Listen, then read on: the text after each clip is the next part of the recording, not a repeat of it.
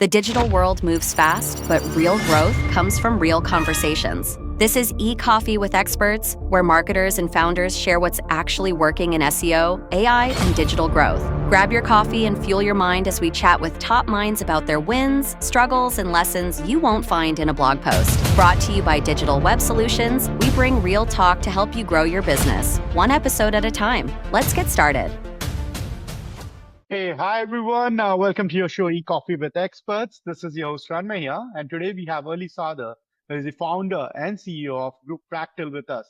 Hey, Ali, how's it going? Going good. Thanks for having me, Ranmay, for this interview. And I'm excited to go through this together and see, what topics you have this time around. And I'm a fan of your shows, seen some interviews. It's very informative. And let's see where this one takes us. Lovely, lovely. And before we move any forward and pick your brains, why don't you tell us a bit about yourself, your journey so far, and also a bit about Group Fractal? What are you guys doing there? I mean, what is cooking? Oh, yeah, sure. So we're a small firm and we're small by design. We really don't want to, didn't want to make something huge and big and go for volume. We wanted to build something that is dedicated and basically brings results to the table rather than just reporting back and doing some stuff. So it all started back in the days where I got into web development. And then noticed a lot of businesses that I work with, they want their businesses to thrive and grow, but there were very limited options for them, like how to connect with people. Now they have this nice website, but they want, put it to work, but it would take a very long time for things to work. So back then there was no PPC, it was only organic, and Yahoo was the only search engine. So things were a little bit harder to get things going. But then slowly Overture came up with this brilliant idea of paid advertising. And then Yahoo bought it and Google learned from it, and Google came out obviously and then learned from that. They built AdWords, and the industry started changing a lot and fast, and it was a great time to hop on that train and help people build a website that they like, and also being able to present them to the market. So my team are, all experts in the areas, in particular areas. So all together, we have the collective intelligence and idea of what needs to be done in order to make a business a success. So once we believe in that, we accept the client, we bring him in, and basically let the magic happen here. Lovely, lovely. And almost a decade now with Group Fractal. What actually triggered that decision to start your own firm, and what has been the early day challenges? Firm is always a challenge because you would be your first client, right? Once you decide to do that and build that business and get things going and put things together. But I would say the most important thing is when you start that business, you look into particular areas around the business of what is it that you want to, what niche or what pain point you want to address when stepping into the market. I used to consult for a lot of bigger firms, agencies. We still do have some B2B connections with businesses and SEO firms that would need, expertise. And that was one of the sources that helped us grow. So instead of just consulting, we started consulting as a firm. So we would advise on, how they can improve their clients' performance and things of that nature. And slowly that became like a flow of business coming in and helps fuel growing. But at the same time, we noticed a lot of things that the other agencies are doing were not the type of things that we would want to do. So we learned from that and started doing the things the way we wanted to do it. We want to do it, which is less overhead, more the budget going towards the actual things that would be done on clients' accounts, a more streamlined and transparent approach, less sales, less legal, more technical, and things of that nature. So we blended all that together, and that basically shaped us, who we are right now. And obviously the main challenge during the early stages for majority of businesses would be, sales and business to come in, or how you would have a steady flow and stream of business coming in.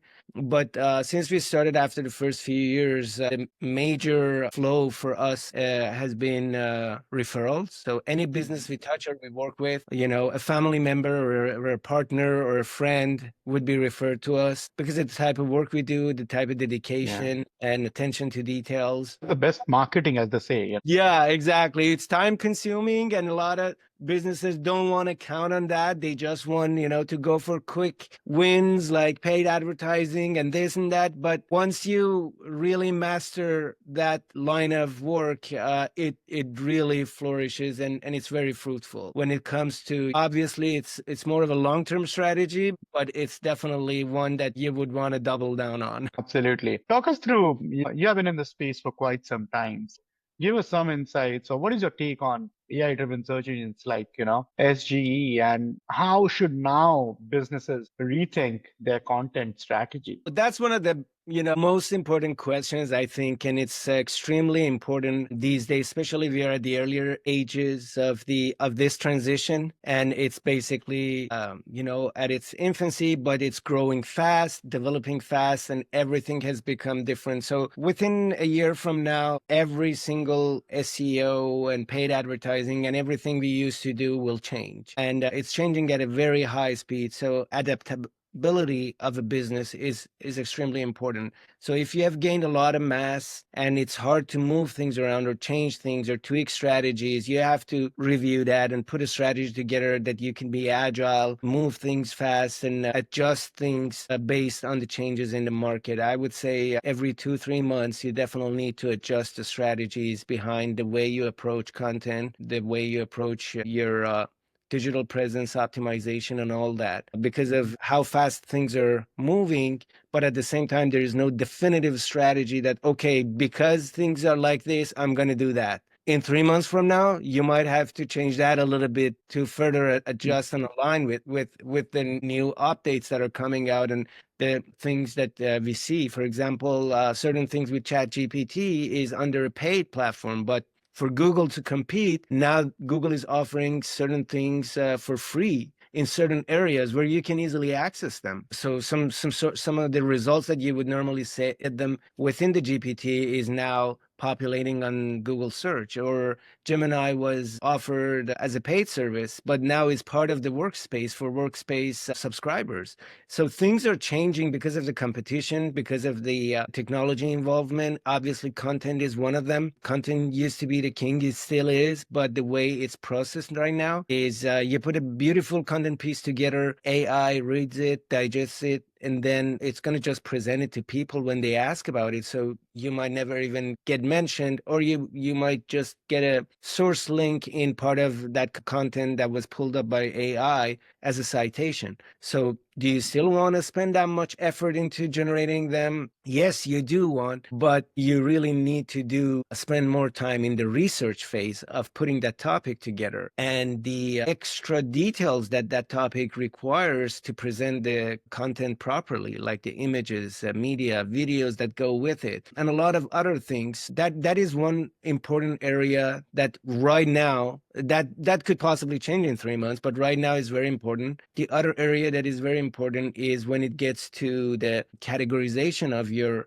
topics. Right now, for businesses that would want to focus on growth, it's better to concentrate more on bottom of the funnel where users are ready to engage with the business, more transactional terms and topics rather than extremely informational, because in that area, AI is taking over. And there is still a little bit of, flying in the dark, as you would say, because we really don't know how the content would be consumed and how it would be presented. And the sources is not going to be revealed in a proper fashion right now. Perplexity is doing some stuff, getting better. Google is showing some results, but still the sources are not clear. But as it gets transactional, we're still on the path where you get mentioned properly. So if you were to strategize, it would be best to stay within the areas of the funnel that contribute most to sales and is closer to the end of the funnel, basically users that are at the end of the buying cycle. And for now, until we have a better understanding of how AI is developing and how results gonna,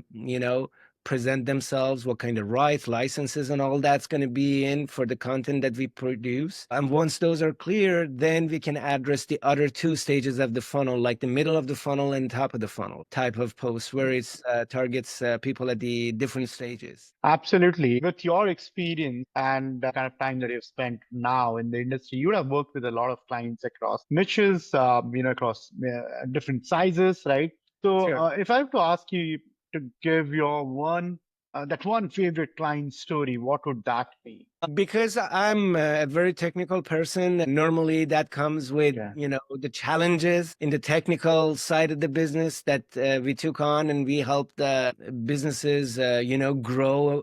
And once that growth gets into exponential, and then they hire, and the team expands, and they become completely different company in a couple of years, and that unfolds in front of you. That is basically the best type of situation that basically makes my heart racing, and keeps us in the game and happy, because at the end, what we are looking for in terms of collaborating with clients is long-term relationships. That's the only way our business flourishes and grows, once we build those relationships. With majority of our clients, we've been working more than 6 years. So and that is when we look back and see, oh, remember those days that we started with this client? Their company were like, they were about 4 or 5 people, and now they have like a huge area, about 50, 60 people.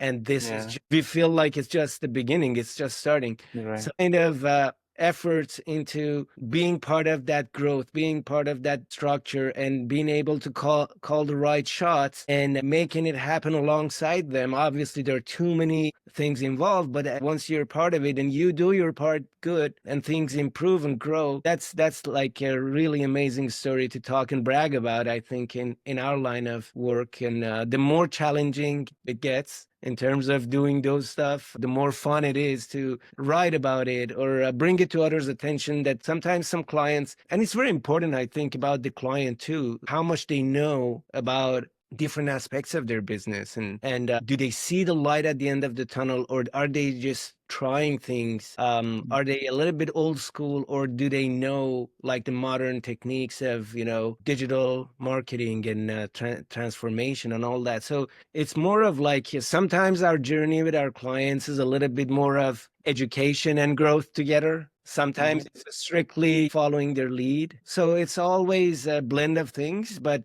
at the end, it all boils down to, that growth and success in terms of all the technicals that we bring into the table, and they work, because sometimes you have to call shots that, it's a major step. If you're wrong, if that does not fix that main issue, then things gonna even drag further down. And that's why it becomes a little bit important in terms of what strategy you put in place. And that's what we do. We don't have a package or anything that is fixed. Every single thing is designed and wrapped around the personality of the people we work with, and how they see their business, what kind of leader they are, what is their approach towards growing their business. Is it aggressive? Is it conservative? How much they know, and all that. So once we put that strategy based on who they are and how they run things, then things mesh together beautifully, and then grows, which is, once all those are checked, it sounds like a music to us. Absolutely. Great, Ali. This has been a brilliant session. Thank you so much for the insights shared today. I'm sure our audiences would have loved hearing your talk. And yeah, once again, thanks for taking out time to do this with us. Really appreciate it. Oh, I appreciate it. Thank you very much for having me. It was amazing getting to know you and what you do. And thanks for basically sharing the information with your audience. And I hope this helps people in different stages of their journey, either building a business or growing their business, and it would be helpful to them. I'm sure.